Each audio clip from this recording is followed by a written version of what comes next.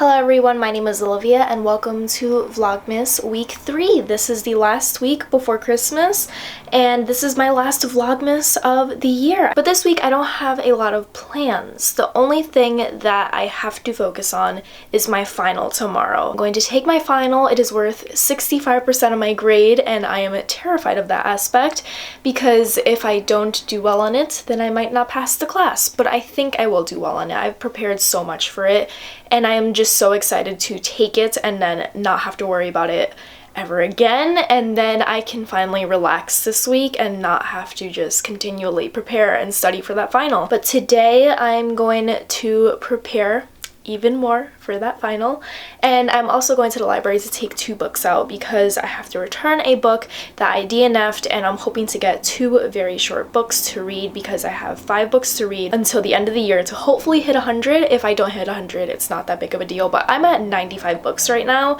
and I want to be able to say I read 100 books this year, just for the bragging factor. It wasn't like I planned to read 100 books, it just happened to be that I am a speed reader this year, and I was able to read a lot, mostly due to audiobooks. So now that I'm at 95 books, I can't quit now. So I'm going to prepare for my final, and what else am I gonna do? Make a coffee. This is just like showing you how repetitive my weeks get, and that is why I don't weekly vlog or daily vlog, because I don't do a lot. It's just continuous cycles of the same activities over and over again. But you guys seem to like it, so here we are in Vlogmas week 3. I hope you enjoy it. I went to the library and I wanted to tell you about the books that I got. So the first one is Night, and this has been recommended to me by my mom for years and years. She's been telling me forever that I have to read Night, and I just haven't gotten around to it. She knows I'm very much interested in World War II. That's a piece of history I always wanted to learn more about, but I have just heard this book be recommended to me for years and years by countless people. It is a story that I feel like every reader should pick up at least once in their lifetime, and I'm glad I'm picking it up now. I'm very much intrigued by the premise and just learning more about the account of a survivor, because I feel like I've only ever really read about historical fictions about World War II, so getting a first-hand account is sure to open my mind and just open my eyes to a piece of history that we just should always learn more about. And the next book is also a nonfiction, and it was recommended to me by MARKLE. I don't know her personally, I wish I did, but I saw an article, which I will link down below, on Book Riot, compiling all of Meghan Markle's book recommendations. She actually used to have a blog where she used to always recommend books, and she was always just really into reading. And one of the books that was on the Book Riot article was Flâneuse. I'm also probably pronouncing this wrong because I can't speak French, but the subheader says Women Walk the City in Paris, New York, Tokyo, Venice, and London, and it's by Lauren Elkin. So it says, part cultural meander, part memoir, Flâneuse takes us on a distinctly cosmopolitan jaunt that begins in New York, where Elkin grew up, then transports us to Paris via Venice, Tokyo, and London, all cities in which he's lived. With tenacity and insight, Elkin creates a mosaic of what urban settings have meant to women, charting it through literature, art, history, film, and sometimes exhilarating and fraught relationships that women have with the metropolis. I love nonfictions that have to deal with travel, and I love nonfictions that also have to deal with just like being a woman. If this is a really good book, I'm gonna go back to that Meghan Markle Book Riot article and get more recommendations from her, because I'm sure she's a very well-read woman. Before I get to these 2 books, I do want to read The Right Swipe, because I am about 25% through that and I'm hoping to read a lot more today.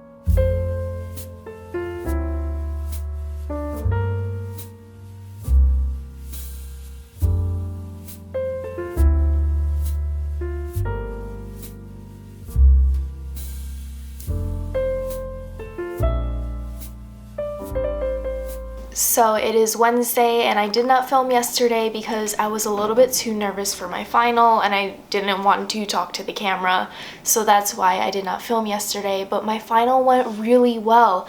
It was such an easy final. It was such a breeze to go through. So many people in the class who had the professor previously said that the professor was really difficult and that her finals were really difficult, but it was really easy. It was a final that I didn't even feel nervous taking, and I'm just so glad that is out of the way. So all I have to do is go to my night class tomorrow, and then I'm on winter break, which is very exciting because now I can devote all my time to just reading. I'm still reading The Right Swipe, but I did start an audiobook, and it is Severance by Ling Ma. It is about a millennial woman living in New York City, and she is so busy with her job that she does not notice that the apocalypse is happening. So an epidemic is sweeping through the nation, and it is killing people one by one, and she hardly notices it because she's so absorbed in her own world. So it shows her dealing with the apocalypse with a group of people that she teamed up with over time, and it shows how they're surviving and how their group dynamic is a little bit weird. And then it also goes to the past, where it shows her first year in New York City. It shows her being an anonymous person among these busy streets, and it talks about being a millennial in New York City where the rent is high and your pay is not even high enough to warrant you a good life in the city. And it's just talking about so many different things like capitalism and consumerism, and how like capitalism just like holds on to you and rules your life. It's a very interesting novel. The audiobook narrator is wonderful, and I am 1 hour and 32 minutes into it. I started it last night, and it's pretty good. I also want to show you these succulent leaves that I have been propagating. This one right here is not doing so hot, but these other two are actually just like thriving, and I'm so proud of them.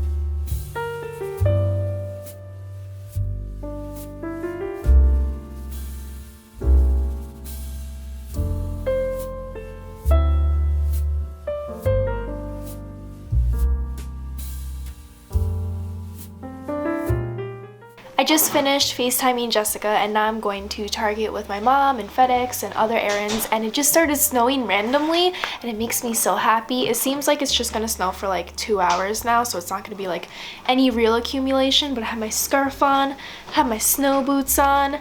It's a nice cozy outfit, and I'm excited to go outside and also go to Target. It's almost as good as going to Disney World.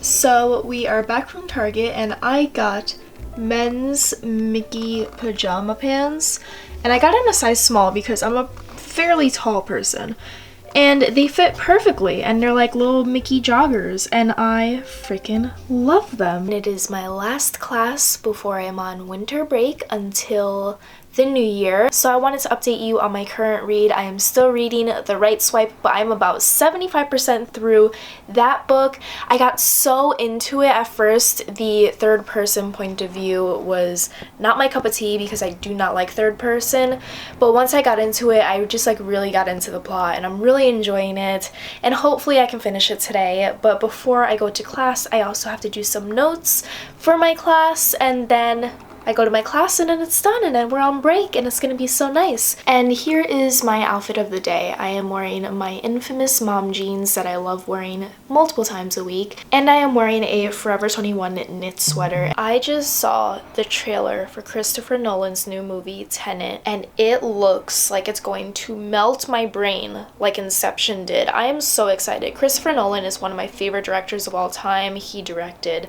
The Dark Knight, he directed Inception, which are two of my top 3 favorite movies of all time. The other one is Casablanca. It looks so freaking good. It looks like a time heist. It looks like time is being manipulated. It looks like the weirdness of Inception, but in a whole different setting, and I'm just so excited for it. I did it. I finished The Right Swipe, and it was so enjoyable. The romance was so good. It was like a second chance romance, and I just loved how powerful Ree was. She was just so strong while also so vulnerable. It also spoke about like the Me Too movement, and it was just such a wonderful novel, and also having a love interest who just openly supports his girlfriend and his partner is so refreshing to read. Alisha Riot is such a wonderful author. I love her romance novels so much, and I also love how they tie in together and all these characters know each other, and it's just so heartwarming to see the little references. It wasn't my absolute favorite by her, but that's not to say it wasn't good. If you want a nice, pretty long romance and you want it about second chance romance, or if you want like a little bit of fake dating, The Right Swipe was amazing.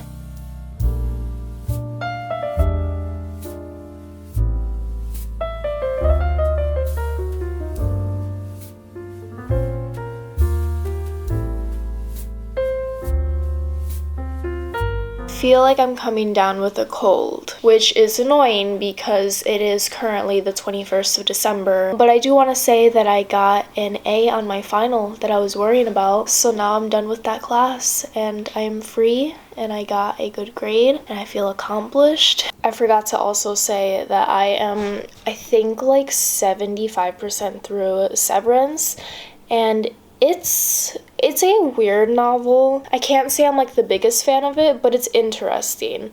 I'm definitely gonna finish it, obviously. I'm 75% the way through. It's like a good novel to pass the time, but it doesn't have any real substance to me because it just seems as though everyone in this novel is completely unhappy with their life, and then the apocalypse happened, and I don't know if that's a metaphor for the fact that we're all just working zombies, just going about our days over and over again, which is like every metaphor for every zombie movie ever. So I don't know how I feel about it. It's an alright book so far. So that's my update for Severance. I'm probably gonna finish it today because why not at this point, you know?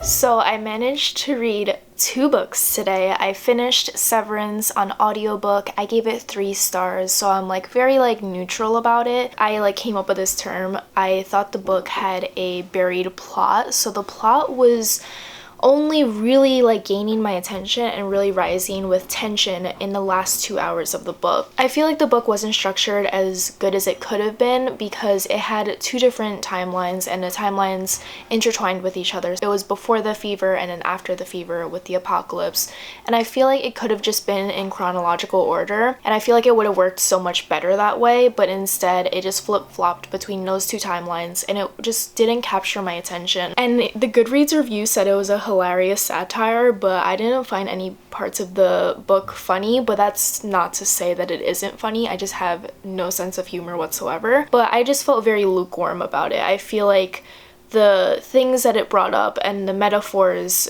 in terms of the apocalypse itself it's just so overdone when it comes to the apocalypse, because whenever there's an apocalyptic book or a movie or a show, it's always just a metaphor for the fact that we are walking zombies and we do the same thing every day. But then I read Night in 2 sittings and it was absolutely amazing. I gave that one 5 out of 5 stars.